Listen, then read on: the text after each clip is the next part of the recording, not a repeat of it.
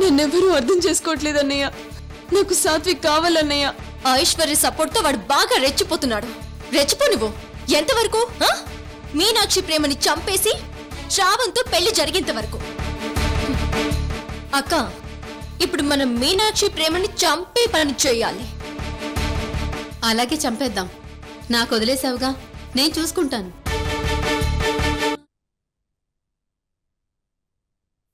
పద మీనాక్షి, ఈరోజు నా బెడ్రూమ్ లో నాతో పాటే పడుకుందువు గాని. నీతో చాలా విషయాలు పంచుకోవాలి. పద.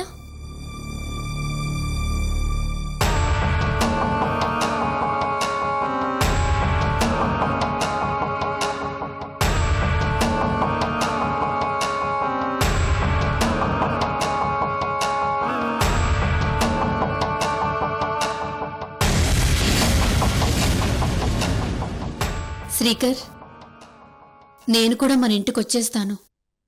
అది మా అమ్మ ఇల్లు, నా ఇల్లు. నువ్వు ఉండాల్సింది ఇక్కడే, ఇక్కడే, అలేఖ్య దగ్గరే.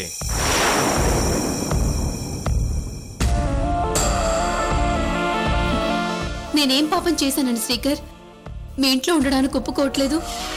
నువ్వు ఇప్పుడు మారుండొచ్చు, కానీ నువ్వు చేసిన పాపాలు అంత తేలిగ్గా మర్చిపోలేను. ఎలా మర్చిపోతాను? నిద్ర లేవగానే ఎక్కడ నీ ముఖం చూడాల్సి వస్తుందో ఏమోనని నిన్నిక్కడుంచింది. మా అమ్మ లేక నీ విషయంలో నన్ను ఎన్నోసార్లు తిట్టారు, కానీ నేను ఒప్పుకోలేదు. కారణం, నువ్వంటే నాకు అసహ్యం. అసలు నీ ముఖం చూడాలంటే నాకు. వస్తాను. ఎందుకలా చూస్తావు?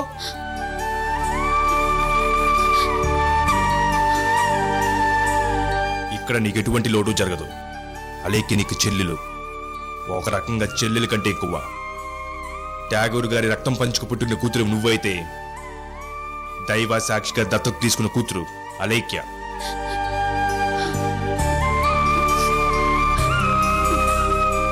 నేను చూస్తున్నాను కదా, అలేఖ్య నిన్ను ఎంతో బాగా చూసుకుంటుంది. నువ్వు ఇక్కడే ఉంటే నా కోపానికి బలవకుండా సంతోషంగా ఉంటావు.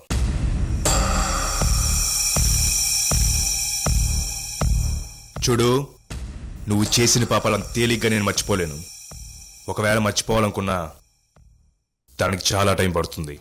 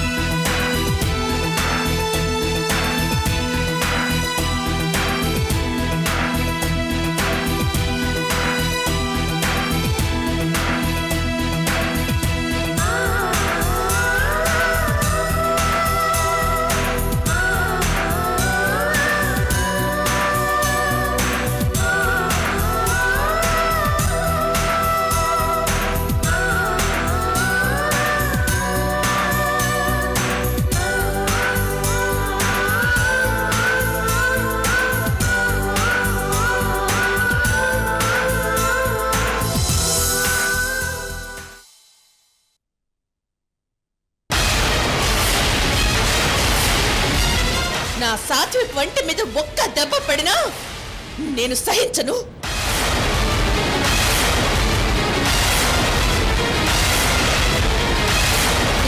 నేనేమి చేతులు ముడుచుకుని కూర్చోలేదు.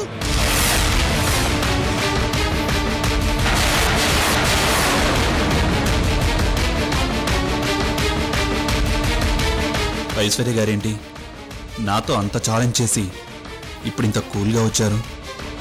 రెడ్డి గారు, నేను లోపలికి రావచ్చా? అయ్యో రండి ఐశ్వర్య గారు.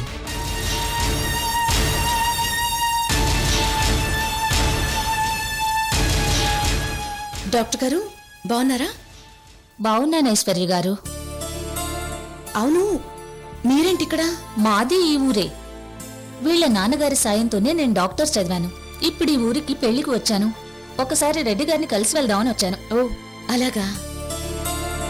ఏంటి డాక్టర్ గారు, ఐశ్వర్య గారు మీకు ముందే తెలుసా? తెలుసు రెడ్డి గారు. మొన్న మా హాస్పిటల్కి కళ్ళు తిరిగితే వచ్చారు. ఇప్పుడు ఈవిడ ప్రెగ్నెంట్.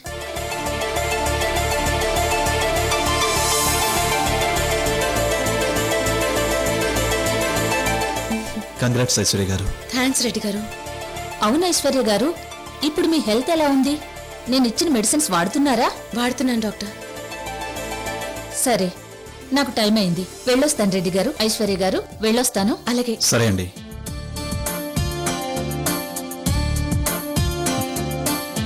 ఐశ్వర్య గారు, మీరు ప్రెగ్నెంట్ అని తెలియగానే నాకు చాలా సంతోషంగా ఉంది. రాములమ్మత్త, అయ్యా, మన ఐశ్వర్య గారు బిడ్డకి జన్మనిచ్చే తల్లిగా ఇంట్లోకి అడుగు పెట్టారు. ఏం చేయాలో తెలుసు కదా? తెలుసయ్య గారు, ఇప్పుడే వస్తాను. త్వరగా రండి. కూర్చోండి ఐశ్వర్య గారు. పర్వాలేదు రెడ్డి గారు.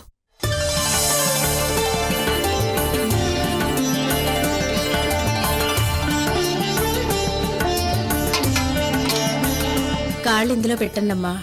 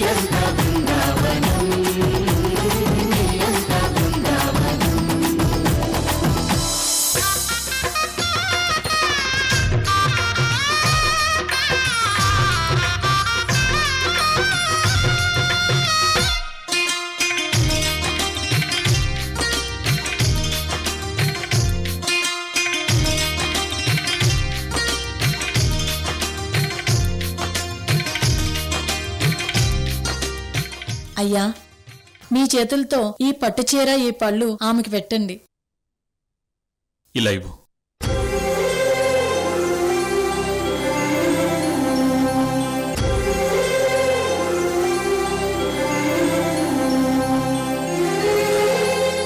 ఐశ్వర్య గారు, మా ఇంట్లోకి కడుపుతో ఏ ఆడకూతురు వచ్చినా తల్లి బిడ్డ చల్లగా ఉండాలని, ఏ కష్టం లేకుండా తల్లి బిడ్డకు జన్మనివ్వాలని కోరుకుంటూ ఇలా చేస్తాం. తీసుకోండి ఐశ్వర్య గారు.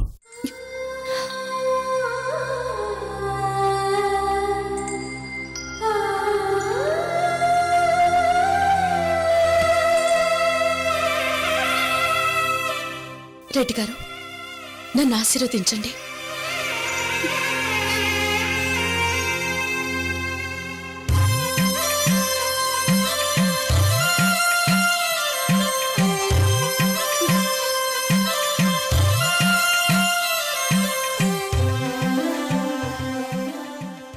మీరు పండంటి బిడ్డకు జన్మనివ్వాలి ఐశ్వర్య గారు.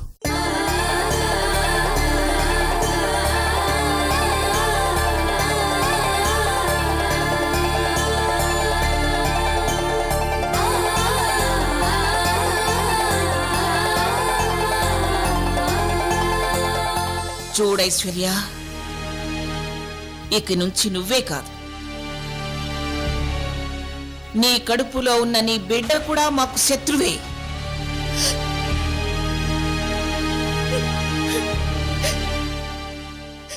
అయ్యయ్యో, ఏంటి ఐశ్వర్య గారు?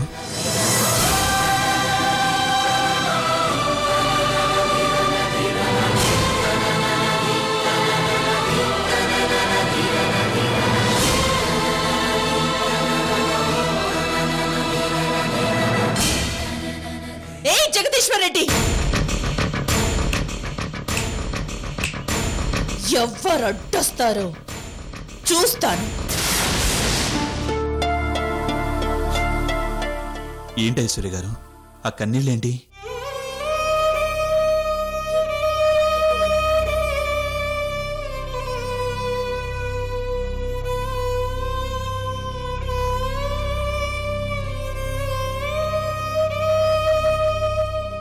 మీతో అంత గొడవ పడి ఛాలెంజ్ చేశాను. నేనిప్పుడు మీ ఇంటికి వచ్చాను, కానీ మీరేవి మనసులో పెట్టుకోకుండా మీ ఇంటి ఆడపడుచులా ఆహ్వానించారు. నేను ప్రెగ్నెంట్ అని తెలియగానే ఒక ఇంటి ఆడపడుచుకి చేయవలసిన మర్యాదలు చేశారు. అందుకే అలేఖ్య మిమ్మల్ని దేవుడు అంటుంది. నిజంగా మీరు దేవుడే రెడ్డి గారు, దేవుడు.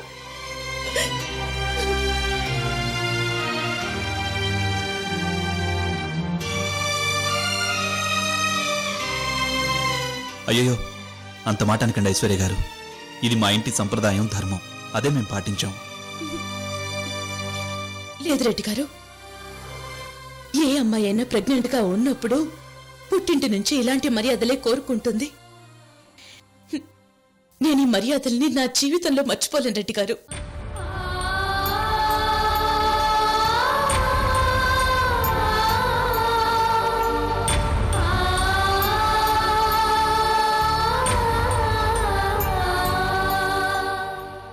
సరే ఐశ్వర్య గారు, మా తమ్ముడెలా ఉన్నాడు? బాగున్నాడు రెడ్డి గారు. నేను చూసుకుంటానని మీరక్కడ ఉంచారు, కానీ సాత్వికే నన్ను చూసుకుంటున్నాడు. రెడ్డి గారు, నేనొకటి తలుచుకుని వస్తే మీరింకొకటి చేశారు. కానీ అసలు విషయం మీకు చెప్పాలి. నాకు తెలుసు ఐశ్వర్య గారు. సాత్విక్ మీనాక్షిని ఒకటి చేద్దామని చెప్పడానికి కదా మీరు ఇక్కడికి వచ్చింది? అవును రెడ్డి గారు. చూడండి, మంచైనా చెడైనా మేము మా రెడ్డిమ వైపే ఉంటాం. ఇందులో రెండో మాట లేనే లేదు.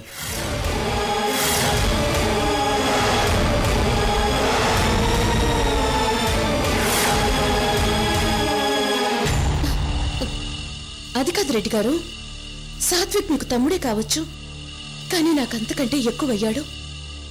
ఎలాగైనా సాత్విక్ ప్రేమని గెలిపించండి రెడ్డి గారు. చూడండి, సాత్విక్ వేరే ఏ అమ్మాయి నన్ను ప్రేమించుంటే ఎత్తుకొచ్చి మరీ సాత్విక్ ఇచ్చి పెళ్లి చేసేవాణ్ణి.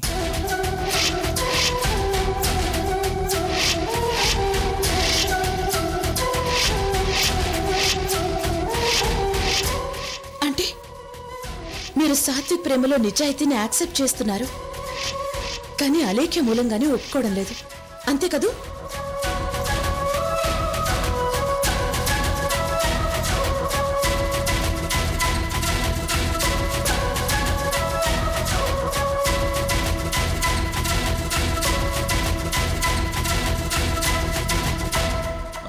అది రెడ్డి గారు, మీకు తెలియకుండానే మీరు నోరు జారే రెడ్డి గారు.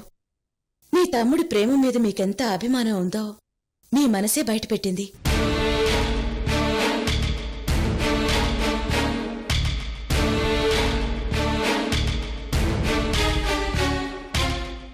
మా రెడ్డమ్మ మీద నాకున్న గౌరవమే నన్ను ఆ పని చేయనివ్వడం లేదు ఐశ్వర్య గారు.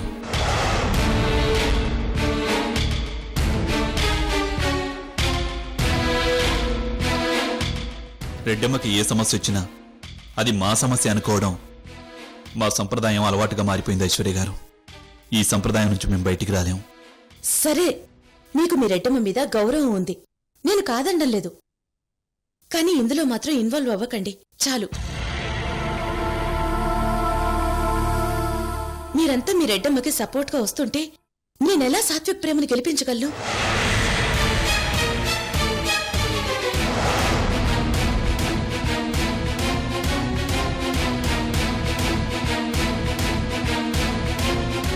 మా సాత్విక్ ప్రేమ వల్ల మా రెడ్డమ్మ చాలా స్ట్రగుల్ అవుతుంటే మేమెలా ఇన్వాల్వ్ అవ్వకుండా ఉంటాం ఐశ్వర్య గారు?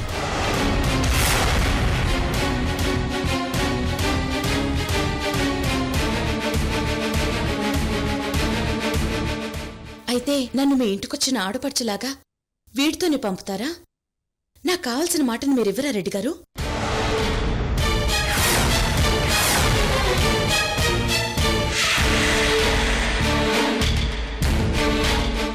ఐశ్వర్య గారు, నేను చెప్పేది అర్థం చేసుకోండి.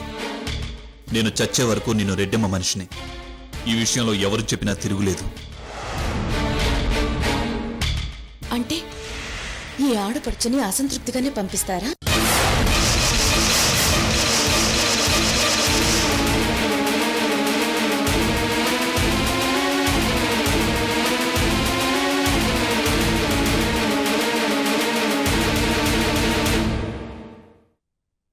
సరే రెడ్డి గారు, మీరు నా మాట కాదనరని, నన్ను అర్థం చేసుకుంటారనే గట్టి నమ్మకంతో ఇక్కడికొచ్చాను.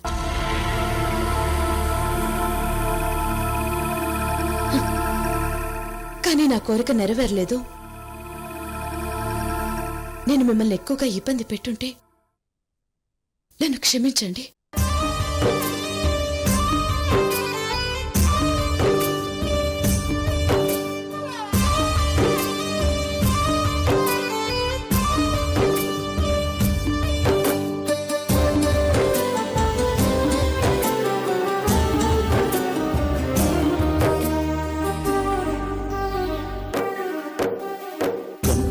సాగుతున్న కథ ఒకటి, ఇక నేను బయలుదేరుతాను రెడ్డి గారు. గుండెలోన దాగి ఉన్న వ్యధ ఒకటి. ఒక్క నిమిషం ఐశ్వర్య గారు.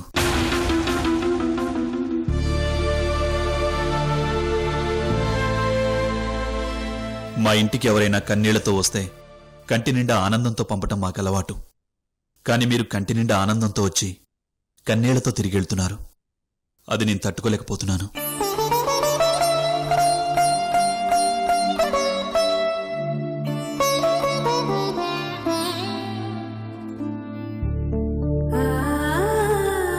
చూడండి, మీరడిగిన మాట నేను ఇవ్వలేను, కానీ ఒకటి మాత్రం నేను హామీ ఇవ్వగలను.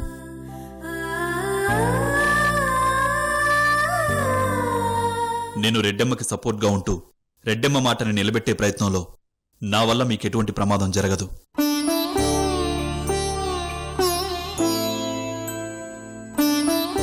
ఆ విషయంలో మిమ్మల్ని ఎవరైనా ఏదైనా చేయాలనుకుంటే నా ప్రాణాలు అడ్డు వేసి మరి మిమ్మల్ని కాపాడుతాను.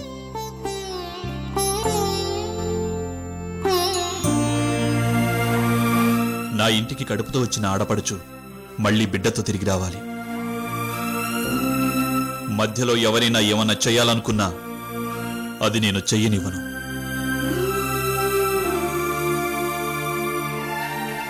మహాభారతంలో కర్ణుడి దగ్గరికి కుంతీదేవి వచ్చి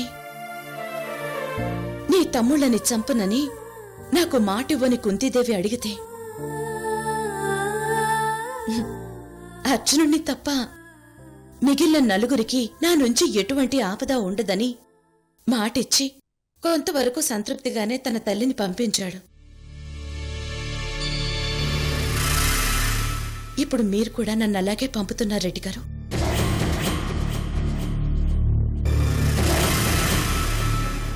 మీ మీలాంటి మంచి మనిషిని నేనెన్నో రకాల మాటలతో బాధ పెట్టాను రెడ్డి గారు. నన్న దేవుడు కూడా క్షమించడు.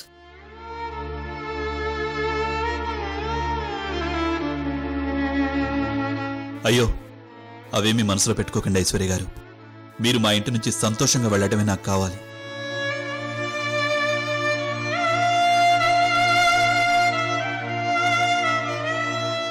రామలత, అయ్యా అవి తీసుకెళ్లి కారులో పెట్టండి. అలాగేనయ్యా.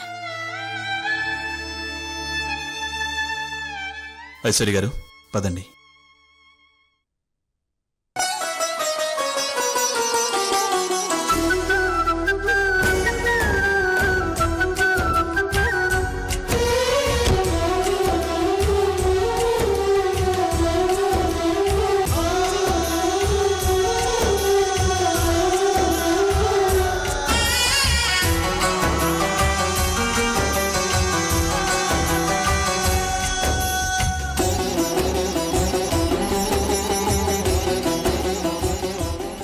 వస్తాను రెడ్డి గారు. అలాగే ఐశ్వర్య గారు.